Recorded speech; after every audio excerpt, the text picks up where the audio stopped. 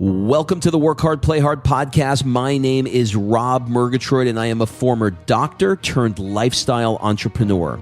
Each week, I interview some of the best minds on the planet on the science of achievement and the art of fulfillment. Today's episode is a mini-sode that we call Fri-Date with the Wife. In these mini-sodes, my wife Kim and I deconstruct the strategies that we've developed over the last decade to not only grow personally, but to turn our struggles into lessons and create fulfillment in all areas of our lives. Excuses are over. It's time to live. Let's dig into today's topic. All right, before we jump into this episode, I want to invite you to be considered for my Work Hard, Play Hard Mastermind by completing an application at workhardplayhardmastermind.com.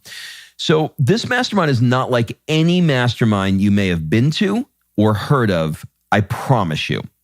This mastermind is for 6 to 7 figure entrepreneurs that are working too damn much and aren't taking the time to have amazing experiences around the world with an incredible tribe of people.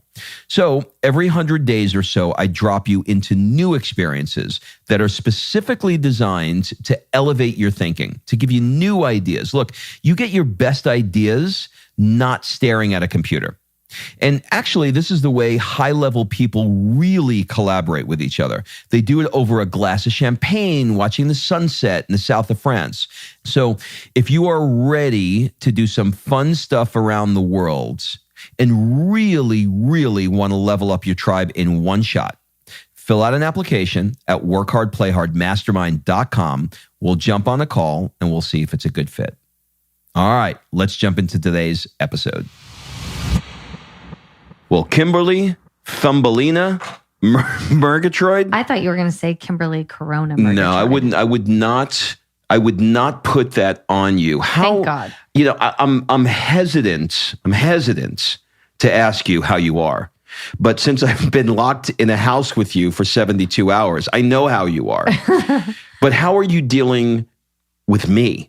Is really what I want to know. Listen, that is the $1 million question right there, because you can't sit still. I know. Like you are not, it's funny because you're introverted. Mm-hmm. So this is kind of like you've been preparing for this all of your life. Mm-hmm. But you also can't sit still. And now the gym is closed. The restaurants are closed. Life is closed. Everything is closed. But listen, as much as I would like to make this about me, really, I think we have, sorry, I'm having a little mic trouble levels here, but I think we got it leveled out. I really want to make this about everyone listening to this right now, because we're making a little light conversation banter here so that we can comfort the people we can ease into this. So I guess I'm just going to throw some questions out at you, okay? Because I'm a guy that likes to ask questions. So how are you handling this? That's what I want to know. You just asked me that. I want to ask you again. I want to more formally, not just in the chit chat pre-show banter, but really, how are you really doing? I'm good, actually. I'm leaning into this. So the kids are out of school. Sophia's home now until at least April 13th. That could be extended. Who knows? So I'm leaning in. And today, the recording of this is the 17th of March. Right. So it's a month, and she's been out since Friday. So we basically have over a month homeschooling Sophia and, quite literally being a full-time family. So I'm making a conscious decision to lean into it, because if I go into crazy and I go into panic and I am watching the news 24/7 and taking in this negative energy of social media, then this is going to imprint on Sophia, and she is going to feel the stress. She is going to feel the energy shift. She is going to feel that negative vibration, and it's going to make this utter living hell. So I'm choosing to lean into the positive and see the positive, because the way I'm personally looking at this is the universe went, okay, shit's hitting the fan. The environment's a mess. Politics are a mess. We're on the verge of wars. People are getting killed. I'm going to slow you all the fuck down for a second. And I'm going to give the entire world the same disease. So you guys, you can't say it's different because of your religion, your race, where you live, your income level. Tom Hanks has it, and I'm sure the really low income will have it too. So this breaks all barriers, right? It's I'm trying to find the elegant words here. It's the thing that affects everybody. It's kind of like, not to use a bad analogy, but it's like death, right? None of us are escaping any of this. That's a good analogy. Well, look, I mean, like it's the great equalizer. That's the word I'm looking for. Like it doesn't matter who you are, race, religion, creed, income level, we are all affected. This morning I was on the phone talking to, some coaching clients and talking to people that are in the mastermind and talking to vendors that are associated with doing the mastermind. So, I was literally all over the world, talking to friends in Seattle and, they're shut in, talking to friends in LA and they're shut in, and Athens. And yeah, it's not like there's like a typhoon in one area of the world and they're in massive disaster, but the rest is chilling. Like we're all going through the same thing, but we are all reacting differently, and I have to mention this because, we love Italy, obviously. And in Italy right now, they're on legit lockdown, like not allowed to leave the house. You can get tickets for leaving the house if you're living in the cities. And so in the cities, there's videos posted where people are singing and playing instruments from their balconies in unison, like a band, and they're entertaining each other. And they're doing what should be done, which is raising the vibration, because joy and laughter and happiness are high vibing emotions. Fear, despair, and all of those are low vibing emotions. One's going to spiral you up, one's going to spiral you down. While you can't control the circumstance, you can control the reaction.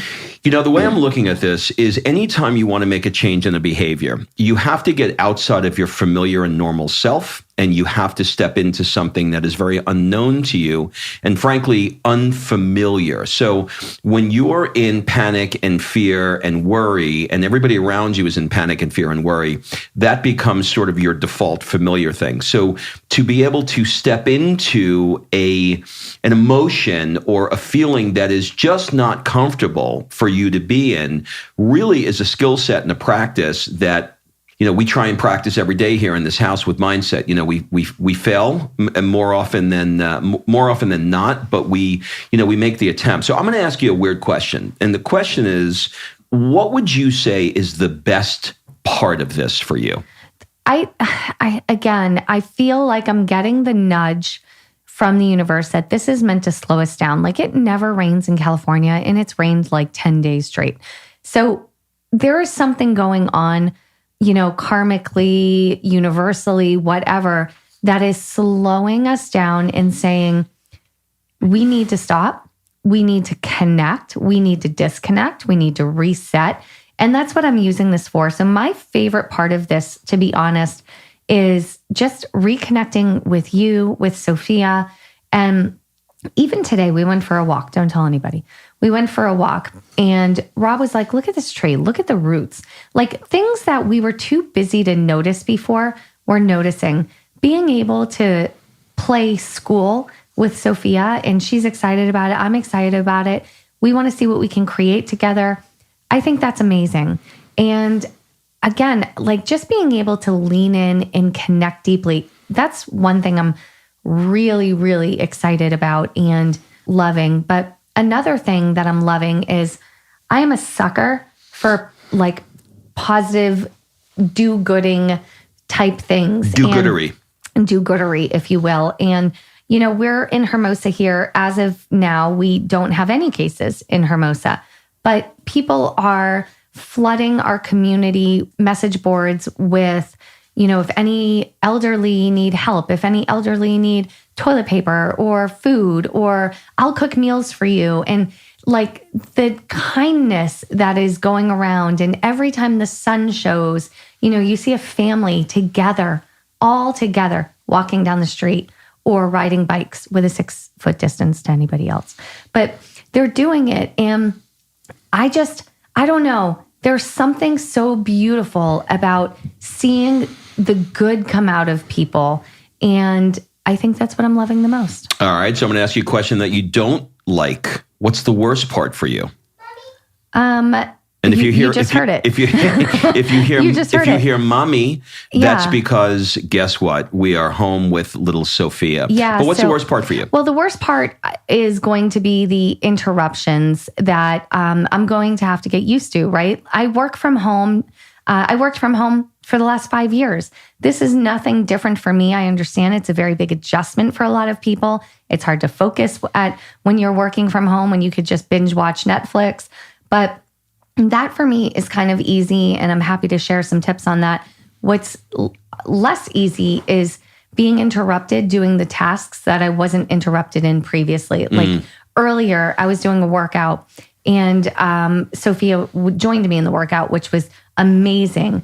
And then her joining me in the workout ended up being her crawling on top of me while I'm doing push-ups. And then I was doing something and she fell, and then she's crying. And so now my workout is interrupted. So the interruptions, like right now we're shooting a podcast, and the peanut gallery probably wants more veggie straws.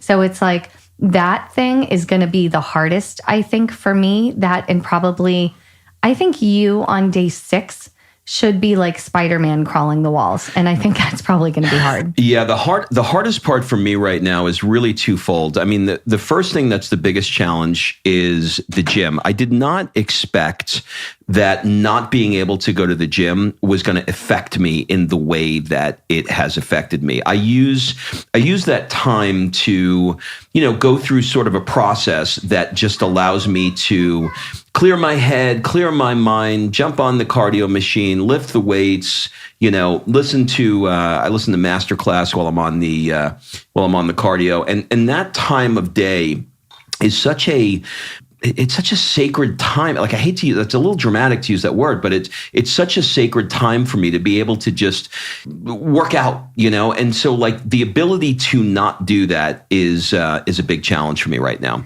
The other thing that is really upsetting me about this is, look, I don't want to come on here and say, like, look how great our life is. We set it up to be able to work from home, and we have, we're largely unaffected by this, because that sounds, obnoxious. And I don't want to say that. Well, and it's not true. We're not largely unaffected by this. Right. But, in comparison to the people. That's what I'm trying to point out. What I'm mostly sad about is I've got a lot of friends that are doctors, that are in service industries, that own corporations. And I'm worried about them because, we ran a business, a brick and mortar business. And very often with businesses, like, let's not bullshit each other. Like, you're having a low month and you're trying to figure out, how the hell am I going to meet payroll? How am I going to get through this? Hopefully we'll have a good week next week. Well, if you take people like, I was having a conversation with one of my friends who's a doctor today, and he's like, I'm grateful to be open because dentists are closed. And I didn't even know that dentists are shut down. So, like, if you're a dentist and, you've got a staff and you have to keep that thing running, how the fuck are you keeping that thing going, for 30 days or 3 weeks or whatever? I mean, the overhead is ginormous, and, a new dentist, they don't have the reserves. So, like, those kinds of things, it's like, every day I think of a new thing that I didn't think about, like driving down the road and looking and seeing. Like, I went to the store. Don't tell anybody. I went to the store, and I'm looking at the restaurants as I pass them, and it's apocalyptic, right? There's nobody that's inside these restaurants. Well, they can't be. They're shutting them down. They're shutting them down. And so I'm thinking, like, how do, restaurant owners, they work on a very small margin, maybe 10%, 12%, whatever it is. It's not much. And they're shut down. And so people don't, yes, they're doing takeout, but, like, a lot of people are just not going out. So that is one of the things that I can't stop thinking about being a business owner. How about you? But you said the other day, in times like this, there is opportunity. So Sarah Blakely had posted the other day about this exact thing, right? She posted about, what was it? The flu hold on, let me pull it up real quick so I don't act like an idiot. In the flu, no, I'm sorry, just kidding. See, I was going to be an idiot. So she posted something and said, when the Great Plague of London was going around in 1665, Cambridge University was shut down and Isaac Newton was forced to stay home. During this time, he invented calculus, parts of optic theory, and allegedly, while sitting in his garden, he saw an apple fall from a tree that inspired his understanding of gravity and the laws of motion. Now, whether that's all true or not, I think the message is clear. There is an opportunity here, and there's an opportunity to play stupid idea time. This is the best time to play stupid idea time, when your back is against the wall and when you need to get creative again. So right now, maybe you're home, maybe you're remote working, you have time, you have nothing but time, right? You hopefully have some wine, pour yourself a glass, and start dreaming again. What would you love your life to look like? Like the next 30 days, people are not going to have the weekend, trips, the daily trips to Target, and all of the things that consume our days. And we're going to have a real minimalist experience here. We're seeing what's truly important: health, family, community, connection, all of these things. So play stupid idea time. What do you want your life to look like? What after the coronavirus is gone? Because it will leave. This too shall pass. It's already passing in China, in South Korea. This is not something that's going to be here forever. Now, the financial damage can be devastating, but take this next 4, 6, 8 weeks to brainstorm what you're going to do. How could you do it different? What could you do better? If you have a brick and mortar business now, is there something that you could be doing in addition to having that business that would create a second leg of income for your family? Here's what this comes down to for me. And hopefully this is what I was trying to say at the beginning, not so well. You need to act greater than you feel right now. You need to act greater than you feel right now. It is very easy to commiserate. It is very easy to find all of the shit that is wrong in the world, but it is not easy to act greater than you feel. But I will tell you this, if you pull it off, you will be in the history books for creating, maybe not the history books, maybe that's a little dramatic, but you could potentially create something. Like there were more, I read the other day, there were more millionaires created during the Depression, like people with like true wealth, than created during great economic times. Yeah, because your back is against the wall and you have gotta to figure do it out. You got to figure it out. So like you can come out of this, right? Let's say you have 30 days at home. You can come out, you can work out. You've been saying, I don't have time. Guess what? I don't have time is no longer an excuse. That one just got checked right off the box, right? I don't have time is no longer your excuse. So whether you wanted to try a new hobby, maybe you want to cook more, maybe you want to work out, maybe you want to eat better, maybe you want to write a book, whatever it is, maybe you wanted to start a podcast, build a website, start a blog, I don't know, whatever it is that you wanted to do, you've got 30 days to cook that idea and to start it and to build momentum. I'll give you an example. We have been doing videos of Sophia since she basically came out of the womb. And people have said to us for 5 years, you should have a YouTube channel for Sophia. She loves to shoot science and, art, and she likes to shoot all these videos and, be silly and whatever, but provide some value. And we've posted them in our social media, but every time it's been brought to me, you should do a YouTube channel. I'm like, do I really have time to do a YouTube channel? Well, guess what? I do now.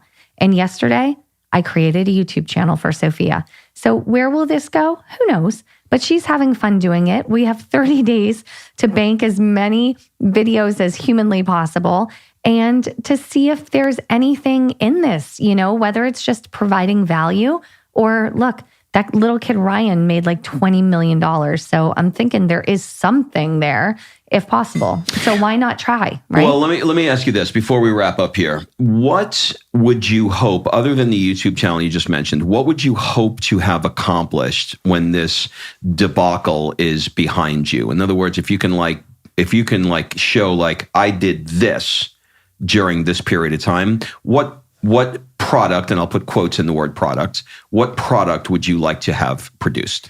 Well, I think that for us personally, this 30 days, I want to get the majority of our book that we wanted to write launched or written. That way it can be launched this summer, because that was really my goal. I'd love to have stayed consistent with Sophia in the YouTube channel, because she enjoys doing that. I love to make sure we stay consistent in this podcast and grow our audience even bigger by providing massive value. And I want to stay consistent with, or get consistent, I should say, with meditation and that practice. And I want to come out ready to enjoy my summer. You know, if I'm going to be in confinement for the next 4 to 6 weeks, I better come out banging, and ready to fly and enjoy every freaking moment that life has to offer. I love that. So if we can help you guys in any way, please feel free to direct message us, to comment in our posts. We see everything. I would love this. Rob and I have been toying with how can we help and provide the most value. If you think that if we did a free brain, stupid idea time workshop where we brought everybody on a Zoom call, social distancing with Zoom, no viruses there. If we bring everybody onto a Zoom call and just kind of brainstorm stupid idea time and make it sort of open format where if you have ideas, maybe we can brainstorm with you, and do that a couple of times over the next 4 weeks or so. If that's something you'd be interested in, screenshot this episode on your phone, screenshot the whatever you're using to listen to this podcast. I don't know. I don't listen to podcasts, but iTunes. Screenshot that, tag Rob and I, and say, yes, I would love a stupid idea time brainstorm session, and tag us. Because the more we see that, then if we know that people want this, then we'll do it. But if people aren't going to be all in and actually do the work, then, we're not going to do that. So what do you think about that, Rob? I think it's a great idea. So I think it's a great idea. Screenshot this episode, tag us on IG, and tell us you would love to have a stupid idea time brainstorm sesh. That's it, everybody. Hang in there, and remember to act bigger and better and brighter than you feel. We'll talk to you next week, everybody. All right. Thanks for listening. If you love this episode and you know someone that needs some help in either stepping up their work hard game or their play hard game, it would mean the world to me if you shared this podcast with them to help me get this movement out there. So if you like what you heard, head on over to iTunes, take 30 seconds and leave me a 5-star review, and I will be forever grateful. So until the next episode, excuses are over. It's time to live.